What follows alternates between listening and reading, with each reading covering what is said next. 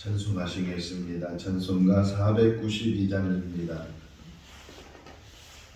찬송가 492장. 잠시 세상에 내가 살면서 항상 찬송 부르다가 날이 저물어 오라 하시면 영광 중에 나가리.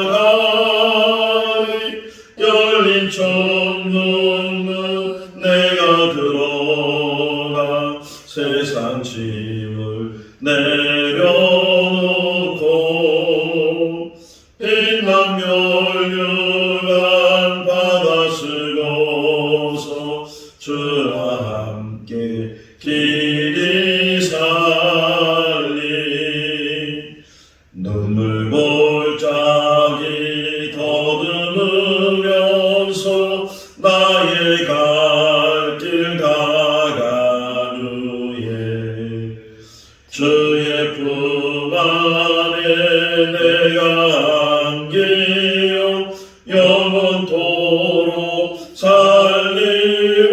살리로다. 열린 천국문 내가 들어가 세상 짐을 내려놓고 빛난 멸류관 받아 쓰고서 주와 함께 길이 살리. 나의 가는 길 멀고 험하며 산은 높고 고른 길보 고난 나의 몸 쉴 곳 없어도 복된 날이 밝아오리. 열린 천국문 내가 들어가 세상 짐을 내려놓고 빛난 멸류관 받아 쓰고서 주와 함께 길이 살리. 한숨 가시고 출근 없는 날 사모하며 기다리니 내가 드리던 주를 배울 때 나의 기쁨 넘치리라. 열린 천국문 내가 들어가 세상 짐을 내려놓고 빛난 멸류관 받아 쓰고서 주와 함께 길이 살리. 히브리서 1장 13절에서 20절 말씀입니다. 히브리서 6장 13절에서 20절 말씀. 하나님이 아브라함에게 약속하실 때에 가리켜 맹세할 자가 자기보다 더 큰 이가 없으므로 자기를 가리켜 맹세하여 이르시되 내가 반드시 너에게 복주고 복주며 너를 번성하게 하고 번성하게 하리라 하셨더니 그가 이같이 오래 참아 약속을 받았느니라. 사람들은 자기보다 더 큰 자를 가리켜 맹세하나니 맹세하는 그들이 다 다투는 모든 일의 최후 확정이니라. 하나님은 약속을 기업으로 받는 자들에게 그 뜻이 변하지 아니함을 충분히 나타내시려고 그 일을 맹세로 보증하셨나니 이는 하나님이 거짓말을 할 수 없는 이 두 가지 변하지 못할 사실로 말미암아 앞에 있는 소망을 얻으려고 피난처를 찾은 우리에게 큰 안위를 받게 하려 하심이라. 우리가 이 소망을 가지고 있는 것은 영문의 닷 같아서 튼튼하고 견고하여 휘장 안에 들어가나니 그리로 앞서가신 예수께서 멜기세덱의 반차를 따라 영원히 대제사장이 되어 우리를 위하여 들어가셨느니라. 아멘. 세상에 이런 일이라는 포로가 있는데 거기에 많은 사람들 이야기가 나오죠. 여러 가지 특별한 재주를 가지고 있다든가 독특한 삶을 산다든가 그런 사람들의 이야기가 나오는데 그 중에 어떤 사람은 어떤 물건이든지 세울 수 있다는 거예요. 돌을 세우는 거는 너무 쉬운 거고 자전거를 세우기도 하고 의자를 세우기도 하고 냉장고를 세우기도 하고 그러니까 물건이라면 다 이렇게 세울 수 있는 그런 재능을 가지고 있는데 그 사람이 하는 이야기가 뭐냐면 모든 물건에는 무게 중심이 있다. 그러니까 무게 중심만 찾고 무게 중심으로 물건을 세우기만 하면 그것이 세워지게 된다 하는 것입니다. 성경도 무지 많은 이야기들이 이 안에 있죠. 사람도 헤아릴 수 없을 정도로 많이 나오기도 하고 또 많은 사건들이 기록이 되어져 있는데 그런데 이 성경도 무게 중심이 있어요. 그 무게 중심을 딱 가지고 세워놓으면 성경 전체가 다 세워지게 되고 성경 전체를 다 이해할 수 있게 되는데 우리 학교 다닐 때 체육 시간에 선생님이 한 사람을 가르쳐서 가운데 있는 사람을 가르쳐서 기준 그러면 그 사람이 기준하고 손을 들면 그 기준을 중심으로 해서 양손 벌려 그렇게 하는 것을 해봤는데 이 성경만 해도 그런 기준을 찾을 수가 있는데 그 기준이 마태복음 1장 1절 그러니까 신약의 처음 시작되는 말이기도 한데 마태복음 1장 1절을 보게 되면 아브라함과 다윗의 자손 예수 그리스도의 계보라 이렇게 나오죠. 그러니까 세 사람의 이름이 나와요. 아브라함이 나오고 다윗이 나오고 예수가 나오고 그러니까 아브라함과 다윗, 예수 그 전에 아브라함 전에도 많은 인물이 있었고 또 예수님 이후에도 많은 인물이 있었지만 이 세 사람이 성경의 기준을 딱 잡고 성경에서 하고자 하는 말을 이어주고 있어요. 그러니까 아브라함이 중심이 돼 있다. 물론 그 전에 여러 사람들이 나오죠. 아브라함 전에 노아도 나오고 더 올라가게 되면 아담도 나오고 그러는데 그런 이전의 사람들도 중요한 인물일 수 있지만 핵심적인 인물이 아브라함이에요. 지금 이스라엘의 전쟁이 있잖아요. 하마스에 의해서 폭격을 당하기도 하고 인질을 잡아가기도 하고 지금 하마스가 그 인질하고 포로로 잡혀져 있는 6천 명하고 포로 교환하자고 그런 제안도 했다는 뉴스를 듣게 되는데 그 팔레스타인 그 사람들이죠. 가자 지구 안에 있기도 하고 여러 곳에 흩어져 살고 있는데 왜 계속 전쟁이 일어나냐면 그 땅 주인이 누구냐는 거예요. 이게 누구 땅이냐? 이스라엘이 2000년 정도 나라 없이 살다가 1948년도에 그 땅을 차지하면서 이스라엘이라는 나라를 다시금 세우게 됐는데 그 전부터 거슬러 올라가게 되면 결국은 아브라함 이야기가 나와요. 그러니까 아브라함이 가나안 땅에 들어가게 되고 하나님으로부터 약속을 받아서 그 땅은 너와 너의 자손에게 주겠다 이렇게 말씀하신 대로 여기는 우리 조상의 땅이고 하나님이 주신 땅이다 그러면서 계속 그 땅을 지키고 있고 또 그 땅을 빼앗긴 팔레스타인 사람들은 그 땅을 찾으려고 계속 분쟁을 일으키고 테러를 일으키고 하는 일들을 우리가 보게 되는데 자 아브라함이 중심이 오늘 본문에도 이제 아브라함 이야기가 나오게 되는데 그런데 아브라함이 어떤 인물인가? 하나님이 아브라함을 택하셨을 때 그 아브라함이 모든 자격 조건을 다 갖춘 사람이었을까? 그렇지 않아요. 우리가 알고 있는 것처럼 아브라함의 원래 고향은 갈대아 우르라고 해서 문명이 발달된 그런 도시잖아요. 그런 고대 문명이 발달된 도시에서 아브라함이 태어나고 거기서 성장을 하게 되고 후에는 아버지와 더불어서 유브라데스 강을 쭉 올라가서 하란이라는 곳에서 이제 살다가 가나안 땅에 들어간 인물인데 그 갈대아 우르에 살 때 그 아브라함의 아버지의 직업은 우상의 그 물건을 만드는 직업이었어요. 그러니까 우상의 집 아들로 태어나서 거기서 성장을 하고 그래서 이제 결혼도 하게 되고 그랬던 인물이 아브라함이에요. 그러니까 하나님에 대해서 전혀 알지 못한 사람이고 후에 어떻게 하나님께서 그를 부르셨는지 또 그가 어떻게 그 하나님의 부르심에 응답을 했는지 자세히 나오진 않지만 어쨌든 이 하란으로 옮겨가고 하란에서 아버지 데라가 이제 거기서 이제 살다가 결국 죽게 되고 아브라함은 거기 머물지 않고 하란에서부터 가나안 땅으로 들어갔는데 그냥 들어가는 것이 아니고 하나님의 부르심을 받아서 내가 너에게 지시할 땅으로 가라 이렇게 명령하시고 그를 부르셨을 때 그가 순종해서 가나안 땅에 들어갔다는 거예요. 근데 그 뭐 거기서 자세한 약속이나 이런 게 없었는데 아브라함과 사라는 결혼한 지 오래됐는데도 불구하고 자녀가 없었어요. 그러니까 아브라함과 사라의 가장 큰 소원은 자녀를 낳는 거죠.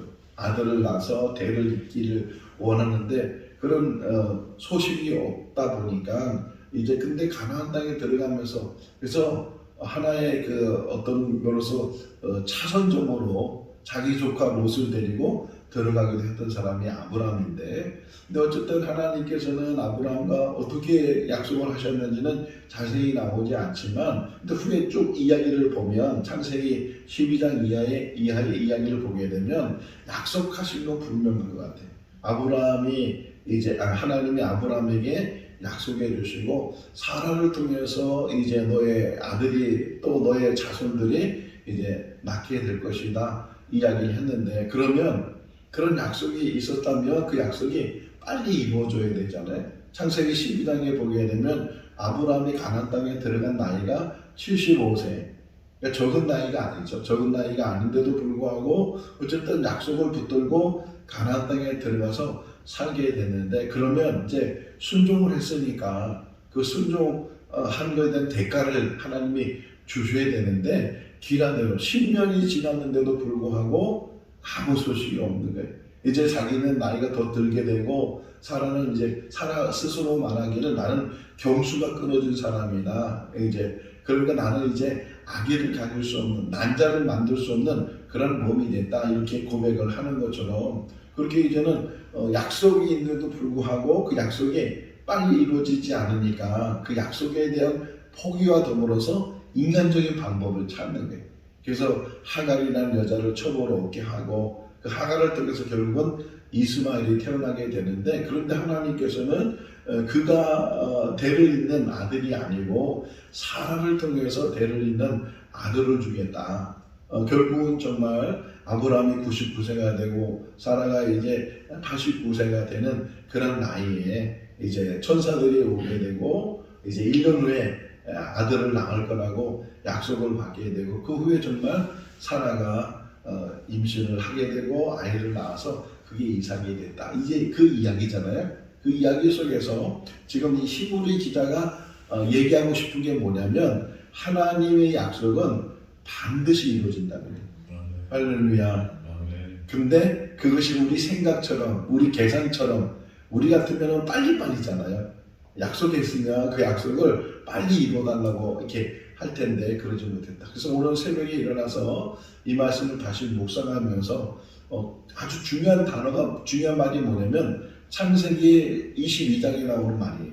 창세기 22장에 보게 되면 모리아산이 제단이잖아요. 이삭을 제물로 바치려고 그 모리아산에 3일 동안 갔다는 모리아산에 가서 이삭을 죽이려고 했을 때 그때 천사가 아브라함아 멈춰라 그러면서 이제야 그러잖아요.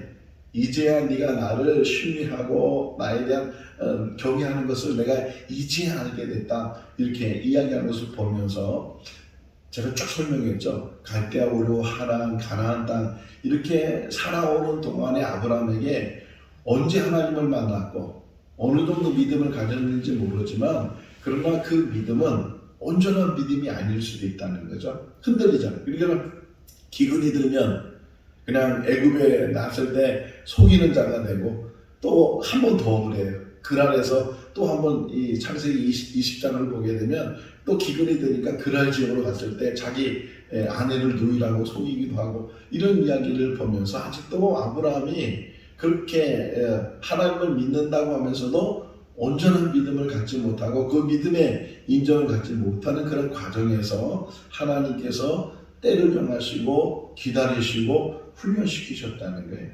우리 인생 가운데서도 마찬가지예요.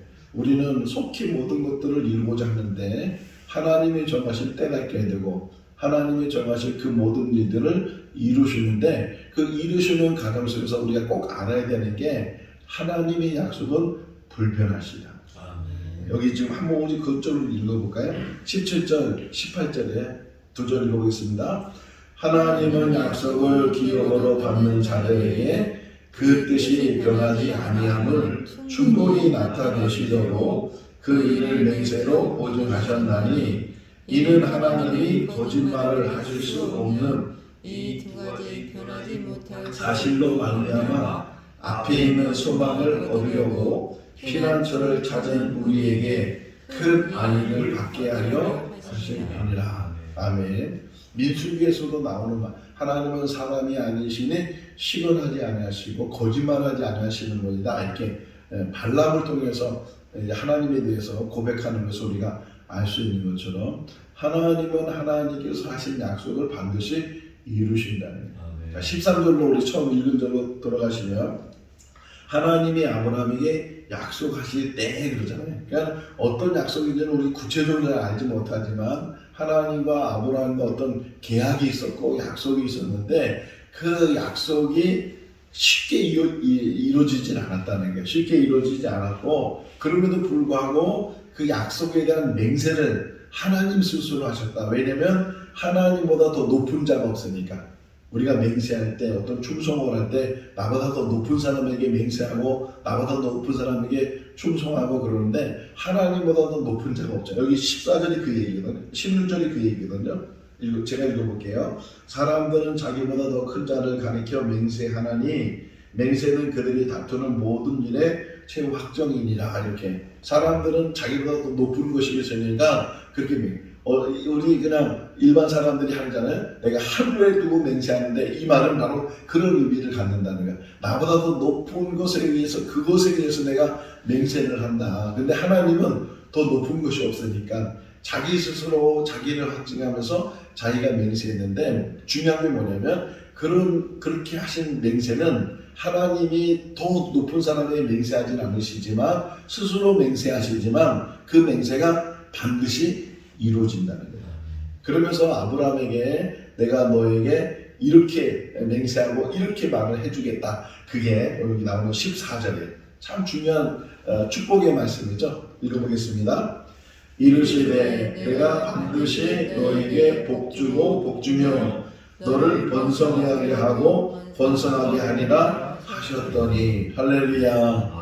반드시란 말이 나오죠. 반드시. 이거 꼭이에요.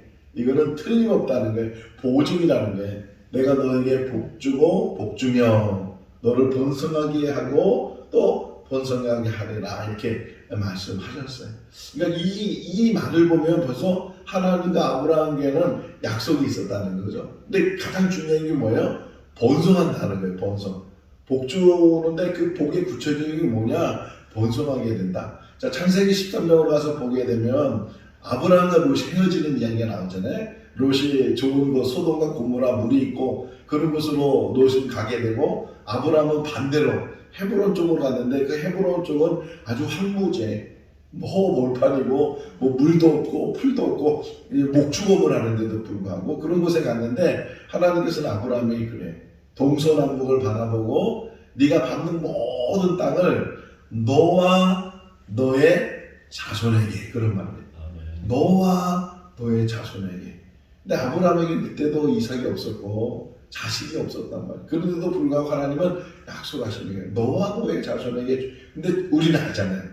아브라함은 모르고 세상을 떠났지만 이삭만 낳고 세상을 떠났지만 그 이삭이 또 야곱을 낳고 야곱이 이제 그때 12아들이 생기게 되고 그때부터 이제 번성하게 되고 12지파 한 민족을 이루는 그런 역사를 이루게 되는 것을 우리가 알고 있는데 아브라함은 그것을 보지 못하고 세상을 떠났지만 우리가 아는 것은 하나님의 약속은 불변하시고 하나님의 약속은 반드시 이루어진다. 그럼 우리에게 필요한 게 뭐냐?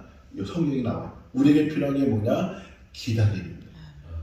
그 약속이 이루어질 때까지 기다려. 여기 나오거든요. 15절에 읽어볼까요? 그가 이같이 오래 참아 약속을 받았느니라. 오래 참아. 사람이 실수하고 실패하는 이유가 뭐냐? 참지 못하기 때문에. 조금만 더 참으면 되고 조금만 더 인내하면 되는데 인내하지 못하기 때문에 금방 다 된 것도 결국은 엎질러 버리게 되고 뒤집어 버리게 되고 결국은 이제 그것을 이루지 못하는 일들이 참 많이 있다. 그래서 신앙생활도 마찬가지야. 신앙생활도 중요한 게 뭐냐? 참는 거예요. 어떤 상황에서든지 참고 인내할 때 결국은 그 참고 인내하는 것으로, 그러니까 인간의 성공과 실패는 여기에 있어요. 처음에 다 잘하잖아요. 처음엔 다 잘할 수 있고 뭐든지 환경이 좋으면 잘할 수 있고 그러지만 이 환경이라는 게 항상 좋은 건 아니잖아요. 항상 환경은 변하게 되는 것이고 사람도 변하게 되는 것이고 마음도 변하고 생각도 변하고 다 변하는데 하나님이 우리에게 요구하시는 게 뭐냐? 기다리는 거예요. 인내하고 기다리면 때가 되면, 제가 한 20여 년 전에 청주에서 개척을 한 때가 있어요.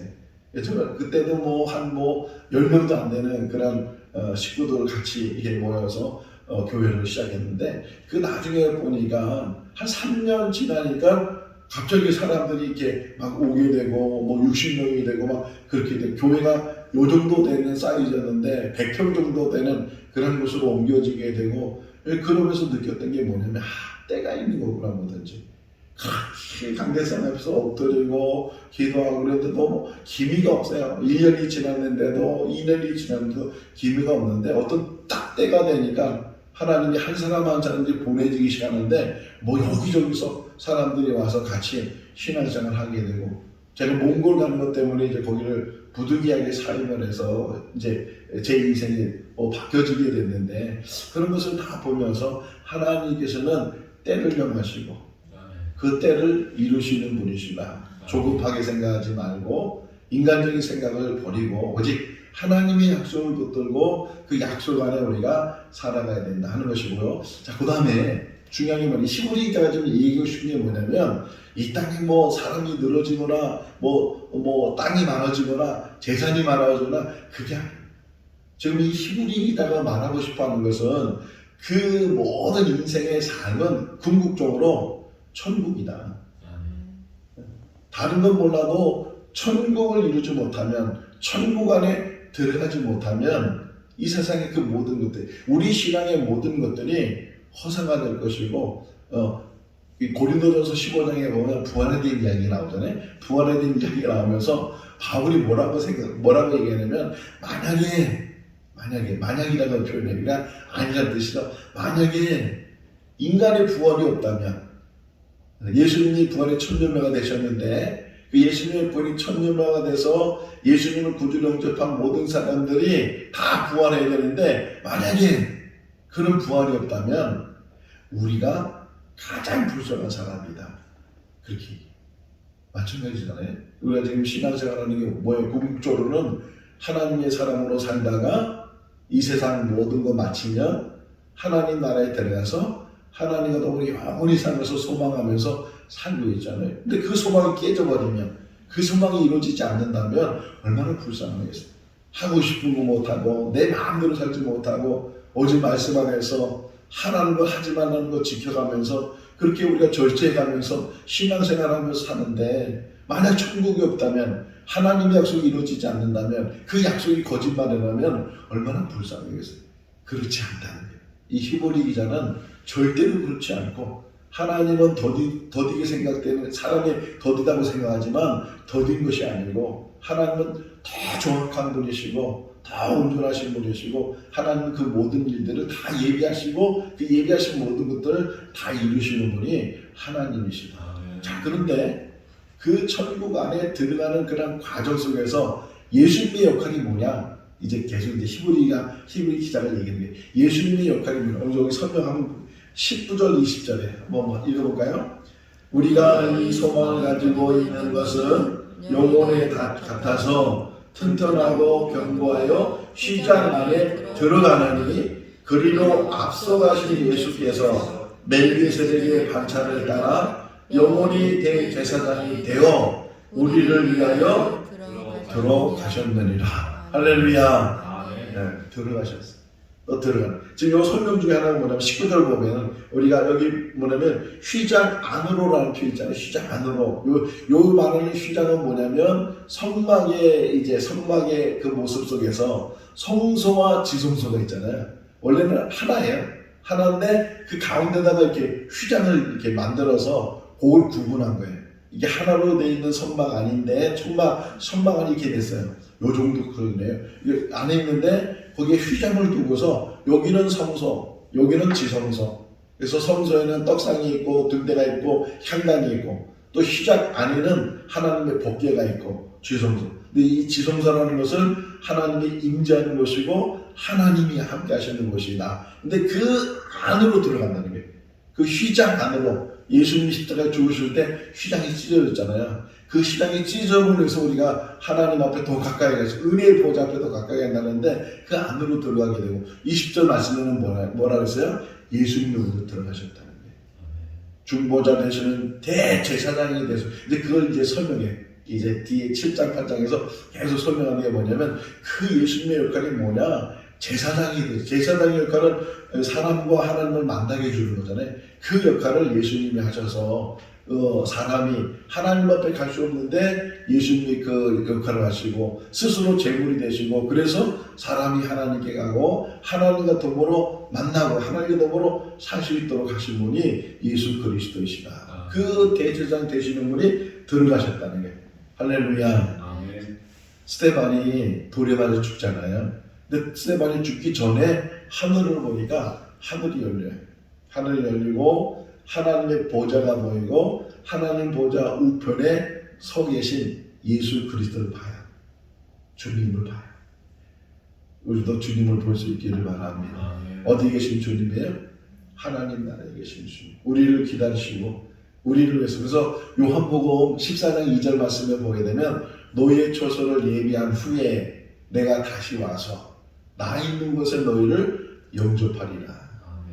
우리의 처소를 예비하시고 우리의 모든 영원한 삶을 예비하시는 하나님께서 예수를 통해서 우리를 영접해 주시고 그리고 그곳에서 영원히 우리를 살게 하실 줄로 믿습니다. 이 땅은 지나가는 거예요. 이 땅은 순례자예요. 아무리 건강해도 아무리 재물이 많아도 때가 되면 어제나 그저께 유튜브 영상에서 그냥 유튜브가 계속 뜨잖아요. 자연히 죽음에 대한 이야기가 나왔어요. 어느 대학 교수 분이 죽음인데 앞부분만 제가 잠깐 봤는데 앞부분에 이렇게 글자가 나오는 게 뭐냐면 돈 많은 사람도 건강한 사람도 때가 되면 죽음을 피할 수 없습니다. 그렇게 이제 이야기가 시작돼요.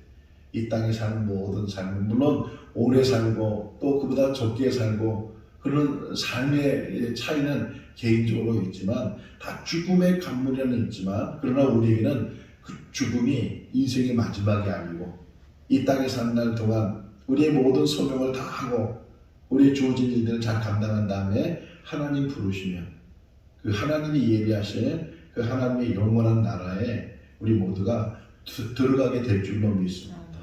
그 믿음 안에서 적어도 우리 생거진천교 안에 있는 모든 성도들은 천국 백성으로 이 땅에 살다가 천국 안에 들어가 영원한 삶을 사는 축복이 있기를 주님의 이름으로 축복합니다. 기도하겠습니다. 사랑이 많으신 하나님 아버지, 죄로 말미암아 죽을 수밖에 없고 영원한 형벌을 받아야 될 우리들인데 우리 한 사람 한 사람을 하나님 긍휼을 베풀어 주시고 사랑해 주셔서 그 죄 가운데서 죽음 가운데서 저희들을 건져 주신 것 믿습니다. 예수님 만나게 하시고 구주로 영접하게 하시고 천국 백성으로 인침을 받게 해주셔서 이 땅에 사는 날 동안 믿음으로 살게 해주신 것 감사합니다. 참 그리스도인이 되게 해주시고 우리가 섬기는 하나님을 온전히 잘 섬기는 그 믿음의 사람들 다 되게 하여 주시옵소서. 생거진천교회가 또 하나의 교회가 되지 않도록 도와주시고 정말 하나님이 원하시는 교회가 되어서 영혼 구원하는 일에 천국 복음 전하는 일에 앞장서는 또 그것을 믿고 확신하는 성도들 교회 되게 하여 주시옵소서.